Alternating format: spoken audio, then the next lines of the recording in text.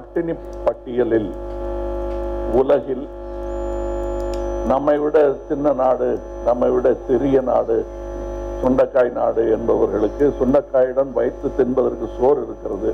நமக்கு சுண்டைக்காய் கூட இல்லைங்கிறது தான் நிஜம். அந்த பட்டியல்ல இந்தியா இன்னும் பின்னாடி போயிட்டே இருக்கு. பாரதியார் கோபம் நியாயமான கோபம் தான் என்றாலும் அதை பட்டுக்கொண்டே இருக்க முடியாது. அது ஜெகத்தினை எல்லாம் அழிக்க முடியாது. அதற்கு பதிலாக நம்மால் முடிந்த அளவு அதை போக்குவதற்கான முயற்சிகளை எடுக்க முடியும். இது என்னுடைய பிறந்த நாள் அதற்கான கொண்டாட்டம் என்பது அல்ல. இது ஒரு அரசியல் செயல், அரசியல் குறியீடு. அரசு செய்ய வேண்டியதை மற்றும் ஒரு விஷயத்தை நினைவுபடுத்துகிறது மக்கள் நீதி மையம். அதற்கு ஒரு காரணம் வேண்டும் என்பதற்காக இந்த நாளை தேர்ந்தெடுத்திருக்கிறோம். இவர்கள் கொண்டாடும் தினம், நான் என்னை பொறுத்தவரை பிறந்ததற்கான செய்தி நம் வாழ்வாகத்தான் இருக்க வேண்டும். நம் பிறந்த நாளாக இருப்பது அன்றைய கொண்டாட்டத்துடன் முடிந்துவிடும்.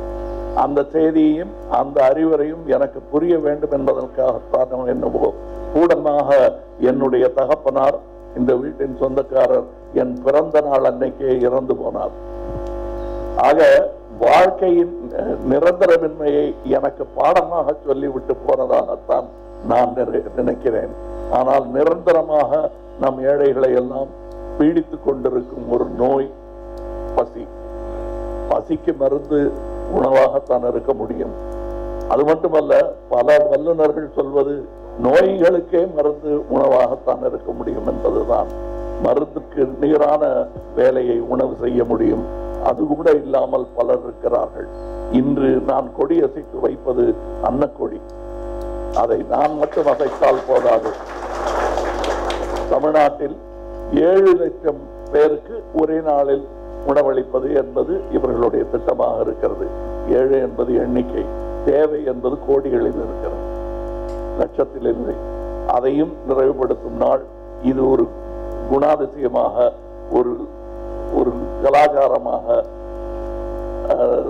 நடத்தும் ஒரு கொண்டாட்டமாக எல்லோரும் எடுத்துக்கொண்டால் பண்டிகை போல் இதுவும் வருடத்தில் பல நாட்கள் செய்ய வேண்டிய ஒரு விஷயமாக அது இருக்கிறது. நமக்கு நம் கலாச்சாரத்தில் இருக்கிறது தான். அதாவது அன்னவாசல், கதவின்றி திறந்து வைத்த அன்னவாசல், ஊருக்கே அந்த பெயர் இருக்கிறது. சிற்றன்ன வாசல் என்று ஒரு ஊர் இருக்கிறது. அப்படின்னா பெரிய வாசல் வேற இருந்திருக்கணும். அப்படிப்பட்ட அன்னக்குடி பறந்த ஊர் தான் இது. மீண்டும் அது பறக்க வேண்டும். அது அதற்கான கொடியசைப்பு தான் இது.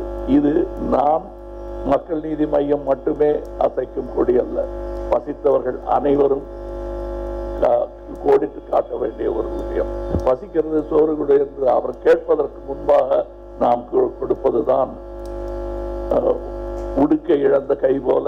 நம்ம கரெக்டா நேரத்துக்கு போய் கொடுக்கணும். அதுதான் நமக்கு அழகு. அதற்கு முன்னுதாரணமாக பலவற்றை இயக்கமாக இருந்த காலத்திலிருந்தே இரத்த தானம், அரசியல்வாதிகள் எல்லாம் எங்களை பின்பற்றி செய்தார்கள் என்றால் அது மிகையாகாது.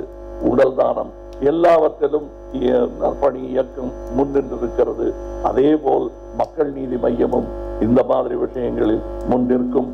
இந்த எண்ணிக்கை 7 லட்சம் என்பது இன்னும் வருடம் அதிகரிக்கும் என்பதுதான் என்னுடைய எதிர்பார்ப்பு. அவர்களுடைய சத்தியமும் அதுதான். நன்றி, வணக்கம்.